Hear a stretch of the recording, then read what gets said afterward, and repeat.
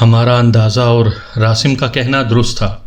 تصدق ایک کمرے میں سو رہا تھا، ہم لوگ اس کے سرہانے پہنچ گئے۔ موٹے آدمی کے موٹے خراٹوں سے کمرہ گونج رہا تھا، عجیب مضحکہ خیز خراٹے لے رہا تھا، جیسے دو کتے لڑنے سے قبل ایک دوسرے پر غرا رہے ہوں۔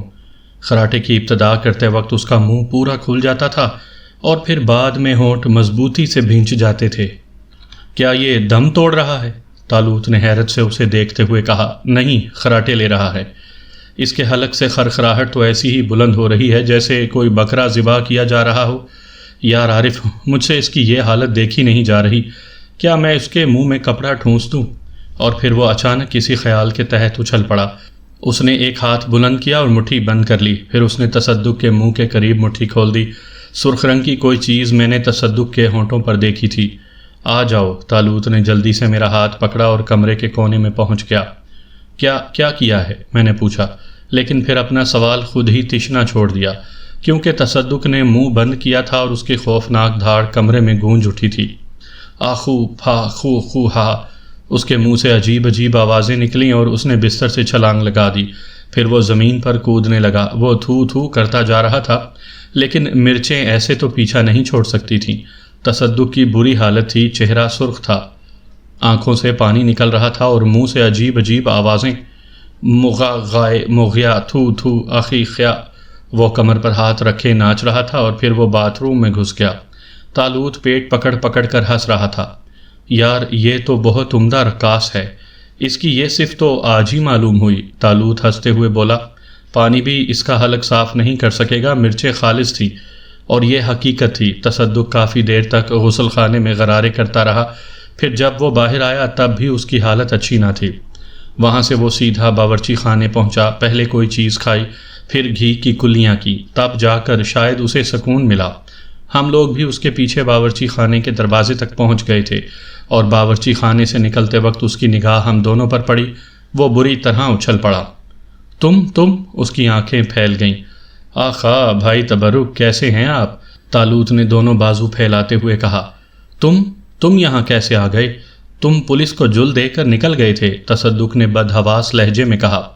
کیا آپ اندازہ نہیں لگا سکے بھائی تبرک کہ ہم وہاں سے کیوں بھاگے تھے؟ تم تو عادی بدماش ہو۔ درست خیال ہے، لیکن ہمیں گرفتار کروانے میں آپ نے پولیس کی پوری مدد کی ہے۔ ہاں کی ہے، پھر یہ میرا فرض تھا۔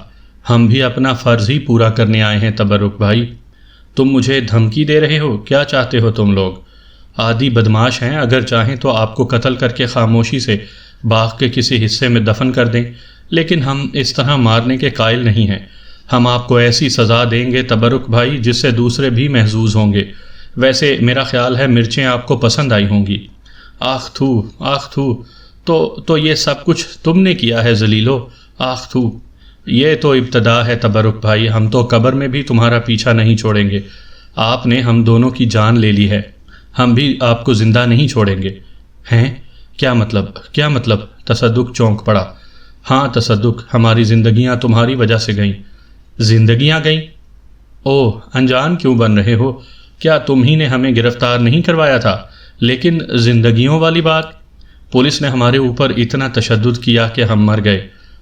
مر گئے؟ تصدق کا منہ بھاڑ کی طرح کھل گیا۔ اوہو، کیا تمہارے ہاں کے اخبارات میں ہماری موت کی خبر نہیں چھپی؟ نہیں، ان میں تو تمہارے فرار کی کہانی ہے۔ پولیس رپورٹ تو یہ ہے کہ تم دونوں بڑے پراسرار انداز میں فرار ہو گئے۔ کچھ پراسرار لوگوں نے اس فرار میں تمہاری مدد کی ہے، تصدق بولا۔ خوب، ظاہر ہے پولیس اس کے علاوہ اور کیا کہتی؟ حالانکہ حقیقت یہ ہے کہ ہمارے اوپر تشدد کی انتہا کر دی گئی اور پھر جب ہم مر گئے تو ہماری لاشیں دریا میں ڈلوا دی گئیں۔ دریا میں؟ تصدق اچھل پڑا۔ ہاں دریا میں، طالوت الفاظ چباتے ہوئے بولا۔ لیکن پھر تم وہاں سے کیسے نکلے؟ روحوں کے لیے کون سی مشکل بات ہے؟ روح؟ تصدق کی چیخ نکل گئی۔ مگر تم یہاں کیوں آئے ہو؟ ان لوگوں سے انتقام لینے جو ہماری موت کے ذمہ دار ہیں۔ ارے مر گیا۔ تصدق نے اپنے بھاری بھرکم بدن کے ساتھ بڑی پھرتی سے دروازے کی طرف چھلانگ لگائی۔ میں نے اسے روکنے کی کوشش کی، لیکن طالوت نے میرا ہاتھ پکڑ کر مجھے روک لیا۔ بھاگ رہا ہے، میں نے کہا۔ جائے گا کہاں؟ طالوت پوری طرح شرارت کے موڈ میں تھا اور پھر وہ میرا ہاتھ پکڑے باہر نکل آیا۔ تصدق بڑی تیزی سے دوڑ رہا تھا، ہم اسے صاف دیکھ رہے تھے۔ باغ کے ایک گوشے میں پہنچ کر وہ رکا اور خوفزدہ نگاہوں سے چاروں طرف دیکھنے لگا۔ طالوت نے مجھے اشارہ کیا اور اس بار اس نے مجھے بہلاوا بھی نہیں دیا تھا، بس ہلکا سا چکر آیا اور دوسرے لمحے ہم تصدق کی پشت پر تھے۔ تصدق کا رخ سامنے تھا۔ تو پیارے تبرک، طالوت بولا، اور تصدق کی دہشت آمیز چیخ نکل گئی۔ اس نے گردن گھما کر ہمیں دیکھا اور بری طرح چیخنے لگا۔ اس نے پھر بھاگنے کی کوشش کی لیکن طالوت نے اس کا گریبان پکڑ لیا۔ کہاں تک بھاگو گے میری جان؟ طالوت بولا۔ چلو بھاگ جاؤ۔ اس نے تصدق کا گریبان چھوڑ دیا اور تصدق کمان سے نکلے ہوئے تیر کی طرح دوڑا۔ طالوت نے ہاتھ آگے بڑھایا اور میں نے بھی وہ خوفناک منظر دیکھا جو بلا شک انسان کے دہلانے کے لیے کافی تھا۔ خود میری بھی نہ جانے کیا حالت ہوتی اگر میں طالوت سے واقف نہ ہوتا۔ طالوت کا ہاتھ کسی رسی کی طرح دراز ہو رہا تھا، اس کا پنجہ تصدق کی گردن کے ساتھ ساتھ آگے بڑھ رہا تھا، اور بلا شک تصدق کوئی 100 گز دور گیا ہوگا تب طالوت نے دوبارہ اس کی گردن پکڑ لی اور پھر اس کا پنجہ تصدق کو واپس اس کے پاس کھینچ لایا۔ تصدق اب ہوش و حواس کھو بیٹھا تھا۔ اچھا پیارے تصدق، اب اجازت دو، اور ہاں، ہماری طرف سے یہ تحفہ قبول کرو، آتے جاتے رہیں گے۔ طالوت نے ایک چیز نکالی اور تصدق کی پشت سے لگا دی۔ میں نے چونک کر اس شے کو دیکھا۔ سیاہ رنگ کے لمبے لمبے بالوں والی ایک دم تھی جو زور زور سے ہل رہی تھی۔ دم تو ٹھیک تھی، چپکائی جا سکتی تھی، لیکن وہ ہل کس طرح رہی تھی یہ میری سمجھ میں بھی نہیں آیا۔ تصدق نے تو شاید اس پر غور بھی نہیں کیا تھا۔ پھر طالوت نے دونوں ہاتھ اٹھائے اور پیچھے ہٹایا۔ تصدق آنکھیں پھاڑ پھاڑ کر چاروں طرف دیکھ رہا تھا۔ ارے کیا یہ اندھا ہو گیا؟ میں نے طالوت کے کان میں سرگوشی کی۔ نہیں، بس ہمیں نہیں دیکھ سکتا، مجھے بھی؟ ہاں تمہیں بھی۔ اوہ، میں نے گہری سانس لی۔ اس کا مطلب ہے اس بار تم ضرورت سے زیادہ ہی مسلح ہو کر آئے ہو۔ مگر یہ دم تحفتاً دی ہے بھائی تبرکو۔ یار یہ ہل کیسے رہی ہے؟ ہمیشہ ہلتی رہے گی۔ اب اس کا پورا نام تصدق دم دار ہے صاحب، طالوت نے کہا اور میں ہنس پڑا۔ ہم دونوں کچھ فاصلے سے اسے دیکھ رہے تھے۔ اس بیچارے کے حواس ابھی تک درست نہیں ہوئے تھے۔ اسے شاید یقین نہیں آ رہا تھا کہ ہم اس کو چھوڑ کر چلے گئے۔ وہ اب بھی ذرا سی آہٹ پر چونک کر چاروں طرف دیکھنے لگتا۔ ایک بات ہے طالوت، میں نے کہا۔ کیا؟ ہم اس سے شکیلہ کے بارے میں تو کچھ بھی نہیں پوچھ سکے۔ پوچھ لیں گے، ذرا دم تو لے لینے دو اسے، اب اسے چھوڑے گا کون؟ طالوت نے ہنستے ہوئے کہا اور ہماری نگاہ پھر تصدق کی طرف اٹھ گئی۔ وہ اپنا لباس درست کر رہا تھا اور پھر وہ ایک طرف چل پڑا۔ نہ جانے کہاں جا رہا تھا۔ طالوت نے مجھے اشارہ کیا اور ہم دونوں اس کے پیچھے چل پڑے۔ تصدق شاید ہمارے قدموں کی چاپ بھی نہیں سن پا رہا تھا۔ بہرحال چند منٹ کے بعد وہ درختوں کے درمیان کھڑی ایک لینڈ روور تک پہنچ گیا۔ ہم اس کا مقصد سمجھ گئے تھے۔ پھر بھلا لینڈ روور میں وہ اکیلا کیوں ہوتا؟ ہم بھی اس کے ساتھ تھے اور اس کی پشت پر بیٹھ گئے تھے۔ تصدق لینڈ روور کی سیٹ پر بیٹھا اور پھر اچھل پڑا۔ اس نے پشت پر ہاتھ مارا اور بالوں والی دم اس کے ہاتھ میں آ گئی۔ تصدق کی بے ساختہ دھاڑ بہت زوردار تھی، شاید وہ دم کو سانپ سمجھا تھا۔ اس نے سیٹ سے چھلانگ لگائی اور کھلے ہوئے دروازے سے باہر جا پڑا۔ بری طرح گرا تھا لیکن دم اس کے ساتھ تھی۔ اسے محسوس کر کے تصدق نے پھر چیخ ماری اور زور سے کھینچ کر خود سے الگ کرنا چاہا، لیکن پھر دوسری چیخ بھی فطری تھی۔ ایک بار پھر وہ گر پڑا تھا۔ تب اس نے سنجیدگی سے دم کو ہاتھ میں ہلا کر دیکھا اور اس کا چہرہ فک ہو گیا۔ اس نے اچھی طرح دم ٹٹولی، اسے چہرے کے قریب کر کے دیکھا۔ ارے ارے یہ کیا ہو گیا؟ ہائے یہ کیا ہو گیا؟ وہ روتی آواز میں بولا۔ ارے باپ رے، اب کیا کروں؟ دم نکل آئی۔ پھر وہ پھوٹ پھوٹ کر رونے لگا۔ عجیب مضحکہ خیز آواز میں رو رہا تھا اور پھر چپ بھی اچانک ہی ہوا تھا، شاید کوئی خیال آ گیا تھا۔ ارے باپ رے، ایک بار پھر وہ سہمے ہوئے انداز میں چیخا اور پھر جلدی سے لینڈ روور میں گھس گیا۔ اس نے بمشکل تمام دم سمیٹ کر کسی طرح ایک طرف رکھی اور لینڈ روور سٹارٹ کی اور اندھا دھند ریورس کی اور باغ سے نکل بھاگا۔ ہم دونوں نے سیٹیں مضبوطی سے پکڑ لی تھی۔ تصدق پاگلوں کے سے انداز سے ڈرائیونگ کر رہا تھا۔ باغ سے کافی دور آ کر وہ کسی حد تک سنبھلا اور اس نے رفتار تھوڑی سست کر دی۔ دور سے ایک کار آتی نظر آ رہی تھی۔ تصدق نے لینڈ روور کی رفتار کچھ اور سست کر دی۔ کار لینڈ روور کے قریب سے گزری اور پھر اس میں سے ایک تیز نسوانی آواز ابھری، ہائے تصدق! اور تصدق نے بوکھلائے ہوئے انداز میں بریک لگا دیے۔ دوسری طرف جانے والی کار بھی رک گئی تھی اور پھر وہ بڑی تیزی سے ریورس ہو کر تصدق کی گاڑی کے برابر پہنچ گئی اور ایک بار پھر ہمارے ذہن کو جھٹکا لگا۔ وہ شکیلہ ہی تھی۔ تصدق ساکت و جامد اسے دیکھ رہا تھا۔ ارے تصدق، کیسے ہو تم؟ کہاں بھاگ رہے ہو؟ لڑکی مسکراتے ہوئے بولی۔ افشاں بی بی، تصدق نے آہستہ سے کہا۔ کیوں، کیا مجھے پہچاننے میں دقت ہو رہی ہے؟ لڑکی نے کہا۔ آپ گئیں افشاں بی بی؟ ہاں، میں نے تمہیں اطلاع دی تھی۔ اطلاع تو مل گئی تھی افشاں بی بی، لیکن آپ نے مار دیا مجھے۔ میں تو بے موت مارا گیا افشاں بی بی۔ مارا گیا؟ خدا کی قسم میں تو بے موت مارا گیا۔ ارے کیا ہوا تصدق، اور اب کہاں جا رہے ہو؟ چلو واپس چلو۔ کہاں؟ تصدق اچھل پڑا۔ باغ میں۔ باغ؟ تصدق غیر اختیاری طور پر چیخا اور افشاں گہری سانس لے کر اسے گھورنے لگی۔ کچھ اور کھسک گئے ہو شاید، لڑکی اسے گھورتے ہوئے بولی۔ میں کیا بتاؤں؟ تصدق روحانسی آواز میں بولا۔ اوفو، کچھ تو بتاؤ تصدق۔ کیسے بتاؤں؟ تصدق نے بے چارگی سے کہا۔ کیوں، کیا تمہارے حلق میں تکلیف ہے؟ لڑکی نے کہا اور تصدق نے گردن جھکا لی۔ ویسے ہم دونوں ہی گہری نگاہوں سے لڑکی کا جائزہ لے رہے تھے۔ بلا شبہ وہی تھی جو ہوٹل میں ملی تھی۔ یہ بات ذہن میں آئی تھی، لیکن اب یقین ہو گیا تھا کہ یہ شکیلہ نہیں افشاں ہے۔ لیکن افشاں اور تصدق کی باتیں سمجھ میں نہیں آ رہی تھیں۔ کیوں سڑک روکے کھڑے ہو؟ میں کہتی ہوں باغ میں کیوں نہیں چلتے؟ وہاں سکون سے گفتگو ہوگی۔ نہیں، باغ میں نہیں، خدا کی قسم باغ کا نام نہ لیں، ہارٹ فیل ہو جائے گا۔ تصدق پھر سہمے ہوئے لہجے میں بولا۔ ارے تو خدا کے بندے، کہیں تو مرو، کیا یہیں کھڑے رہو گے؟ آپ میری گاڑی میں آ جائیں افشاں بی بی۔ اور اپنی گاڑی کا کیا کروں؟ یہیں کنارے کر دیں، پھر واپسی میں آپ کو اسی جگہ چھوڑ دوں گا۔ اور جاؤ گے کہاں؟ کہیں بھی نہیں، بس کسی پرسکون جگہ گاڑی روک کر باتیں کریں گے۔ یہاں کیا مصیبت آ رہی ہے؟ یہ جگہ بھی تو پرسکون ہے۔ گاڑی سائیڈ میں کر کے نیچے اتراؤ، درخت کے نیچے چل کر بیٹھتے ہیں۔ نہ جانے باغ کے نام سے تم پر کیوں وحشت سوار ہے۔ بس میں آپ کو نہیں بتا سکتا افشاں بی بی۔ نہ بتاؤ، جہنم میں جاؤ۔ اب اترو تو صحیح۔ افشاں بی بی، میں اتر بھی نہیں سکتا، تصدق نے لجاجت سے کہا۔ ارے تم تو واقعی پاگل ہو گئے ہو۔ میں سوچ رہی ہوں تمہاری دماغی حالت پر اعتبار بھی کروں یا نہ کروں۔ اب جو کچھ بھی چاہیں سمجھ لیں آپ اسی گاڑی میں آ جائیں، تصدق بھر آئی ہوئی آواز میں بولا، اور افشاں نے ایک گہری سانس لی۔ پھر اس نے گاڑی سٹارٹ کی اور ایک جھٹکے سے آگے بڑھا کر سڑک کے کنارے پارک کر دی، اور پھر دروازہ کھول کر نیچے اتری اور لینڈ روور میں آ بیٹھی۔ تصدق اس دوران دم چھپانے کی کوشش کرتا رہا تھا۔ اس نے حتی الامکان دم چھپا لی تھی۔ افشاں نے گاڑی میں داخل ہو کر اسے اوپر سے نیچے تک دیکھا۔ بظاہر تو کوئی تبدیلی نہیں نظر آتی، البتہ کھوپڑی ضرور کھسک گئی ہے۔ میں کچھ نہ کہوں گا افشاں بی بی، کچھ بھی نہیں کہہ سکتا۔ اچھا اب چلو جہاں چل رہے ہو۔ کمپنی پارک چلوں؟ یہاں سے زیادہ دور بھی نہیں ہے۔ او فضول آدمی، جہاں دل چاہے چلو، لڑکی نے کہا۔ تصدق نے پھر گاڑی آگے بڑھا دی۔ ہم دونوں کی دلچسپی عروج پر تھی۔ اس وقت تو واقعی لطف آ گیا تھا، کیسے انوکھے انکشافات ہوئے تھے اچانک۔ اور اب ان دونوں کی گفتگو سے یقیناً بہت سے رازوں کا انکشاف ہوگا۔ ممکن ہے شکیلہ کا پتہ بھی چل جائے۔ چنانچہ ہم بھی خاموشی سے کمپنی پارک کا انتظار کرنے لگے۔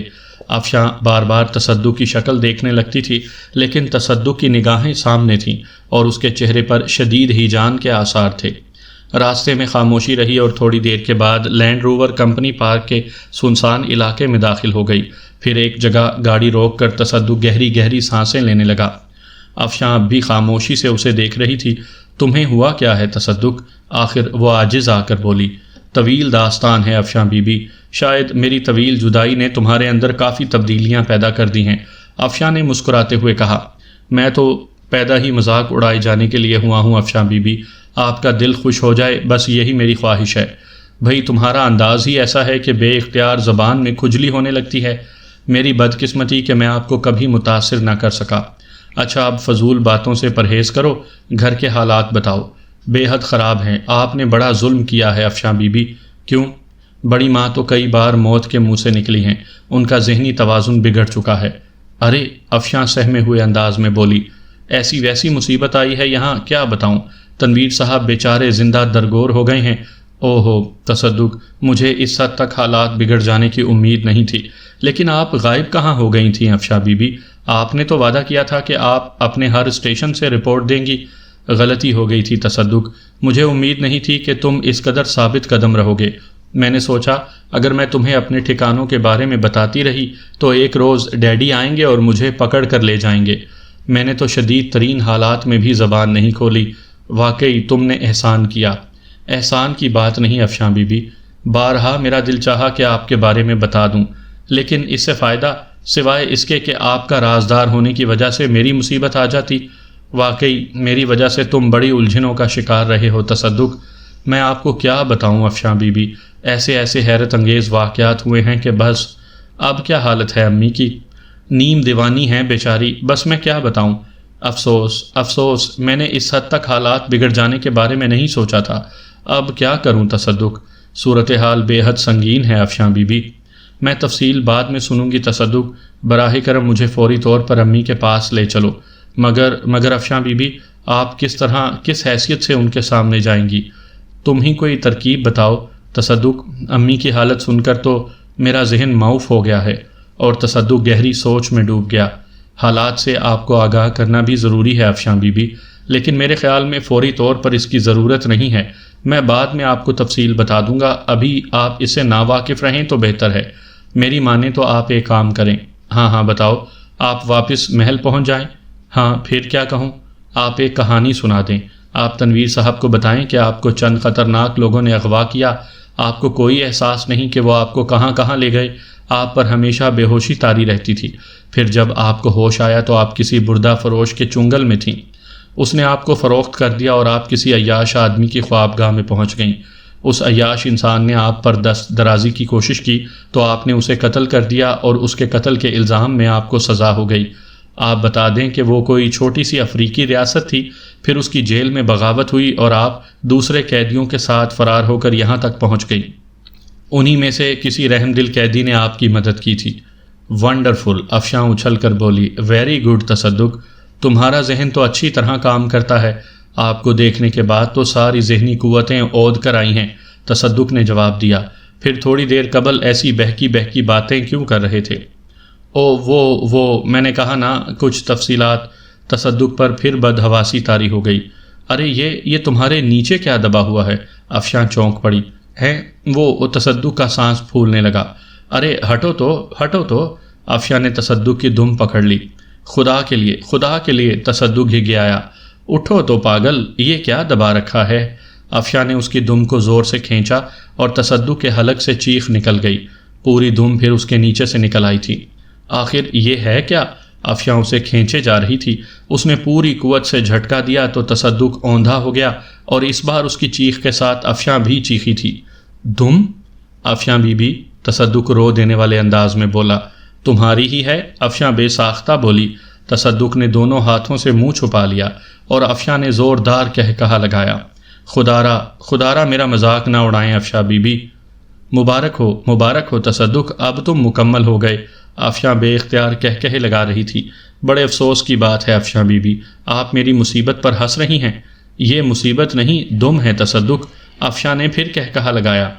براہ کرم خاموش ہو جائیں ورنہ میں خودکشی کر لوں گا۔ کچھ بھی ہو تصدق، ہے بڑی خوبصورت، گھنے اور سیاہ بالوں سے ڈھکی ہوئی، اللہ ایسی دم سب کو دے۔ افشاں بہت انتہا پسند معلوم ہوتی تھی۔ افشاں بی بی، تصدق غرایا، اس نے لینڈ روور کا دروازہ کھول لیا تھا۔ ارے کہاں چلے تصدق، میں اب کسی کو منہ نہیں دکھاؤں گا، سمجھیں آپ، ہمیشہ کے لیے کہیں چلا جاؤں گا۔ تو کیا ابھی دوسرے لوگ اس کے دیدار سے محروم ہیں؟ اڑا لیں آپ میرا مذاق، میں ہمیشہ آپ کا خیر خواہ رہا ہوں، اور آپ میرے ساتھ یہ سلوک کر رہی ہیں؟ ارے تو کیا میں نے تمہارے دم نکالی ہے؟ مجھ پر کیوں ناراض ہو رہے ہو؟ ویسے تصدق یہ نکل کیسے آئی؟ افشاں بامشکل تمام ہنسی روکتے ہوئے بولی۔ کاش، تصدق بری طرح تل ملا رہا تھا۔ ہاں بتا دو، افشاں نے اسے تسلی دی۔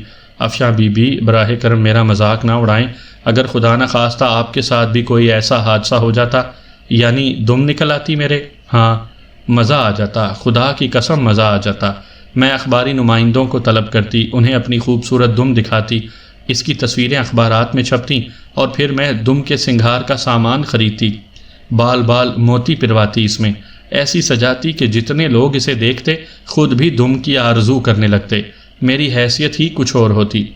اڑا لیجئے جتنا دل چاہے مذاق اڑا لیجئے، تصدق تو پیدا ہی اسی لیے ہوا ہے، تصدق نے افسردگی سے کہا۔ اچھا تصدق، اب چلو، تم سے پھر تفصیلی بات چیت ہوگی، مجھے میری کار تک چھوڑ دو، وہاں سے میں اپنے ہوٹل جاؤں گی، میرے ساتھ بھی عجیب واقعات پیش آئے ہیں، ہم فرصت سے ان کا تبادلہ کریں گے۔ اور تصدق نے لینڈ روور سٹارٹ کر کے واپس موڑ لی۔ افشاں بار بار اس کی دم ٹٹولنے لگتی تھی اور تصدق اس طرح بدکنے لگتا تھا جیسے در حقیقت یہ دم ہمیشہ سے اس کے بدن کا حصہ رہی ہو۔ پھر لینڈ روور اس کار کے پاس پہنچ گئی اور افشاں گاڑی سے اتر گئی۔ تم کب پہنچو گے تصدق؟ اس نے اپنی گاڑی کی طرف بڑھتے ہوئے پوچھا۔ نہیں کہہ سکتا، کچھ نہیں کہہ سکتا۔ کیوں؟ تم نے سنجیدگی سے میری اس مصیبت پر غور ہی نہیں کیا افشاں بی بی، یعنی دم کی مصیبت؟ ہاں، تو کیا یہ نہیں ہے؟ میں آج ہی اس مصیبت میں پھنسا ہوں۔ ارے، افشاں حیرت سے بولی، گویا دوسرے ابھی اس کی زیارت سے محروم ہیں۔ وہ پھر ہنس پڑی اور تصدق نے جھلاہٹ میں لینڈ روور سٹارٹ کر دی۔ عارف، طالوت نے میرے کان میں سرگوشی کی۔ میرا خیال ہے اب ہمیں افشاں کے ساتھ سفر کرنا چاہیے، تصدق سے پھر ملاقات کر لیں گے۔ جیسے تمہاری مرضی۔ نہیں، تمہارا کیا خیال ہے؟ ٹھیک ہے، تو آؤ افشاں کی گاڑی میں چلیں۔ طالوت نے میرا ہاتھ پکڑا اور ہم دونوں لینڈ روور سے اتر گئے۔ پھر ہم افشاں کی گاڑی میں پہنچ گئے۔ افشاں بھی ڈرائیونگ سیٹ پر بیٹھ چکی تھی اور پھر اس نے بھی کار سٹارٹ کر کے واپس موڑ دی۔ انوکھی داستان ہے عارف، طالوت نے ایک گہری سانس لے کر کہا اور میں اچھل پڑا۔ میں نے افشاں کی طرف دیکھا لیکن افشاں خاموشی سے ڈرائیونگ کر رہی تھی۔ اس نے شاید طالوت کے الفاظ نہیں سنے تھے۔ تمہارا کیا خیال ہے؟ طالوت پھر بولا۔ طالوت، میں نے آواز بھیج کر کہا اور طالوت چونک کر مجھے دیکھنے لگا۔ کیوں؟ وہ سن لے گی۔ میں نے افشاں کی طرف اشارہ کیا۔ نہیں سنے گی۔ کیوں؟ کیا تم ہماری آواز سن رہی ہو؟ طالوت حلق پھاڑ کر چیخا، لیکن افشاں کے کان پر جوں تک نہ رینگی تھی۔ تب میں نے ایک گہری سانس لی۔ میری بھی نہیں سنے گی؟ وہ مکمل طور پر بہری ہے۔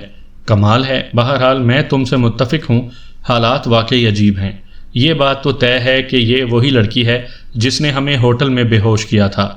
ہاں، پھر شکیلہ کہاں ہے؟ مجھے یقین ہے اس کا جواب تصدق ہی دے سکے گا۔ وہ حشر کر دوں گا اس کا کہ یاد ہی کرے گا۔ طالوت دانت پیس کر بولا۔ اور اس لومڑی کو بھی کچھ سزا دی جائے، اس نے افشاں کو گھورتے ہوئے کہا۔ میرا خیال ہے اسے معاف کر دو طالوت، ظاہر ہے وہ ہمیں نہیں جانتی تھی اور ہم نے اسے پکڑ کر تنویر صاحب کے سامنے لے جانے کی دھمکی دی تھی۔ میں نے کہا، اس سفارش کے پیچھے کچھ ہے۔ طالوت نے شرارت آمیز نگاہوں سے دیکھا۔ دیوار ہے صرف، بکواس مت کرو، میں بگڑ کر بولا۔ خیر یوں بھی بھائی تبرک اس کے عاشقوں میں معلوم ہوتے ہیں۔ دلچسپ بات ہے، میرے ہونٹوں پر بھی مسکراہٹ آ گئی اور ہم خاموش ہو گئے۔ افشاں کی کار ایک اور ہوٹل کے سامنے رک گئی۔ اس نے دروازے بند کیے اور کار لاک کر کے نیچے اتر آئی۔ ہم اس کے پیچھے پیچھے تھے۔ افشاں کے کمرے میں بھی ہم اس کے ساتھ ہی داخل ہوئے تھے۔ افشاں نے گھنٹی بجا کر ویٹر کو بلایا اور پھر اسے ہوٹل کے سپروائزر کو، سنو، میں ہوٹل چھوڑ رہی ہوں لیکن میرا سامان چند روز یہیں رہے گا۔ کمرہ آپ کے نام رہنے دیا جائے گا میڈم، آپ اسے لاک کر دیں۔ ٹھیک ہے، ایسا ہی کرو، یہ ایڈوانس رکھو اور رسید بنوا لو۔ بہتر ہے مادام، سپروائزر نے ادب سے جواب دیا اور پھر نوٹ سنبھالتا ہوا چلا گیا۔ افشاں نے اپنے لباس میں سے ایک معمولی سا لباس تلاش کیا اور پھر اپنے کپڑے اتارنے لگی۔ بند کرو، جلدی سے بند کرو، طالوت نے میری آنکھوں پر ہاتھ رکھتے ہوئے کہا اور میں نے مسکراتے ہوئے آنکھیں بند کر لیں۔ وہ ہماری موجودگی سے لا علم ہے، اس لیے ہمیں یہ غیر اخلاقی حرکت نہیں کرنی چاہیے۔ ٹھیک ہے یار، میں نے رخ بدل لیا۔ اور پھر افشاں تیار ہو گئی۔ اس نے اپنا سامان الماری میں بند کیا اور پھر کمرے سے نکل آئی۔ ہم حسب معمول اس کے ساتھ تھے۔ تالا لگا کر وہ نیچے اتر آئی، چابی کاؤنٹر کلرک کو دی اور پھر کار کی چابی اور کچھ نوٹ اس کے حوالے کرتے ہوئے بولی، مسٹر، براہ کرم میری کار اس کمپنی کو واپس کر دیں، یہ آج تک کا کرایہ۔ اس نے نوٹ کلرک کی طرف سرکا دیے اور پھر ایک نوٹ اس کی طرف بڑھاتے ہوئے بولی، اور یہ تمہارا انعام۔ شکریہ مادام، کلرک نے ادب سے کہا اور افشاں باہر نکل آئی۔ باہر آ کر اس نے ایک ٹیکسی روکی۔ آپ کیا کرو گے طالوت؟ میں نے پوچھا۔ کیوں؟ طالوت نے میری طرف دیکھا۔ ٹیکسی میں ہم اس کے ساتھ کیسے بیٹھیں گے؟ پیدل بھی کچھ چلو، طالوت عجیب سے لہجے میں بولا۔ آؤ، اس نے میرا ہاتھ پکڑ کر قدم آگے بڑھا دیے۔ ٹیکسی سٹارٹ ہو کر چل پڑی، لیکن عجیب بات تھی، ہم قدم مناسب انداز میں اٹھا رہے تھے لیکن ٹیکسی ہم سے آگے نہیں نکل پا رہی تھی۔ گو اس کی رفتار تیز تھی لیکن سڑک ہمارے قدموں کے نیچے مختصر ترین ہو گئی تھی، یہاں تک کہ ہم تنویر محل پہنچ گئے۔ میں نے ایک گہری سانس لی تھی۔ اس بار تم ضرورت سے زیادہ ہی لے آئے طالوت، میں نے کہا۔ طالوت نے میری بات کا کوئی جواب نہیں دیا۔ افشاں کی سب سے پہلی ملاقات کمال سے ہی ہوئی تھی، جو ٹیکسی دیکھ کر رک گیا تھا، اور پھر وہ تیر کی طرح شکیلہ کی طرف لپکا۔ ارے مس شکیلہ، آپ آ گئیں، وہ مسرت سے بولا۔ کمال، افشاں نے آگے بڑھ کر اس کے ہاتھ پکڑ لیے۔ کیسے ہو کمال؟ ٹھیک ہوں مس شکیلہ، لیکن کیا بکواس ہے، تم میرا نام کیا لے رہے ہو؟ کیا مطلب؟ بھول گئے ہو مجھے یا پاگل ہو گئے ہو؟ افشاں نے اسے گھورتے ہوئے کہا۔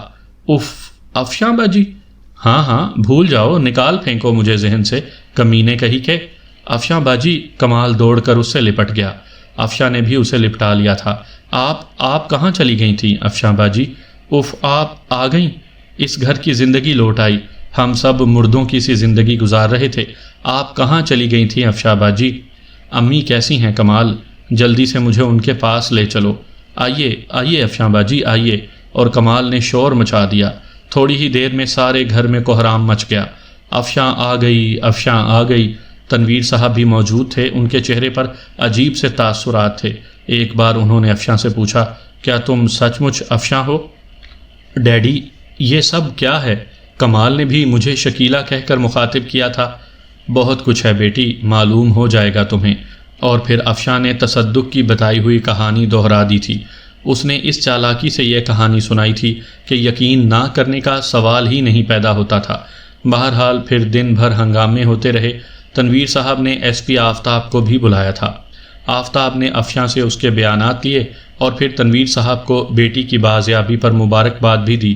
لیکن ایس پی صاحب، میں اس بچی کی بازیابی بھی چاہتا ہوں جو افشاں کی ہم شکل تھی، مجھے اس سے بھی ہمدردی ہے۔ میرے خیال میں اب اس کا ملنا مشکل ہے تنویر صاحب۔ اس کے ساتھ ہی پولیس کو جل دے کر نکل گئے، یقیناً وہ بھی ان کی ساتھ ہوگی۔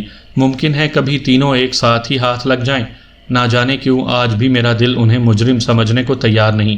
تنویر صاحب بولے، آپ نیک دل انسان ہیں، بعض مجرموں کی شکلیں بے حد معصوم ہوتی ہیں۔ اب اجازت دیں۔ ایس پی صاحب چلے گئے۔ ہم لوگوں نے بھی ان کا ساتھ چھوڑ دیا اور ایک سنسان جگہ پر چلے آئے۔ جی، تالوت نے گہری سانس لے کر مجھ سے کہا۔ فرمائیے۔ ہماری تو کوئی پوچھ گچھ اب یہاں ممکن نہیں ہے۔ میرا خیال ہے کچن میں چل کر کھانے کا بندوبست کیا جائے، جیسا مناسب سمجھو، یا پھر راسم سے منگوا لیتے ہیں، تالوت نے کہا اور راسم کو آواز دی۔ دوسرے لمحے راسم موجود تھا۔ کھانا کچن سے ہی آنا چاہیے۔